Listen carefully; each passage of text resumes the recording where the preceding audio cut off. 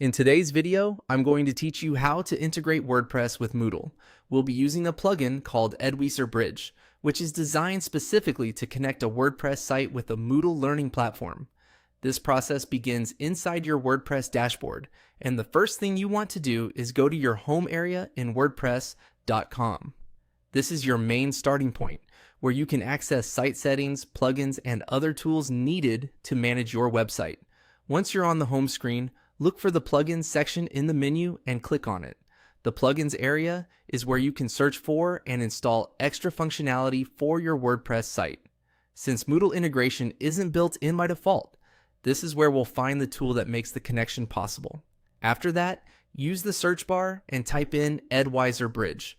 Be sure to enter the name clearly so WordPress can pull up the correct result. Searching directly by a plugin name is the fastest way to locate the exact integration tool you need, especially when there are many similar plugins in the directory.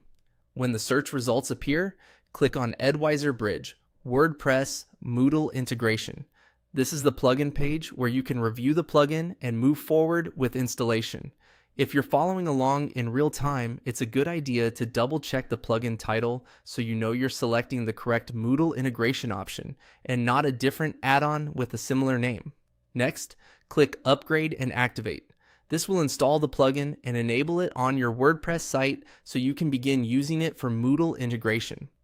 Depending on your current WordPress plan, you may be prompted to upgrade before plugin installation is allowed.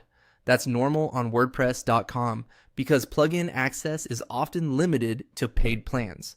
If you don't have a paid plan, this is the point where you may not be able to continue with the plugin installation until your site supports plugins. So if that button leads you to a plan upgrade page, that simply means plugin functionality isn't available on your current subscription yet. And that's the setup process shown here. Once Bridge is installed and activated, your WordPress site is ready for the next stage of connecting with Moodle. If you're using WordPress.com, just remember that plugin availability depends on your hosting plan, so checking that first can save you time. Thanks for watching, and I'll see you in the next video.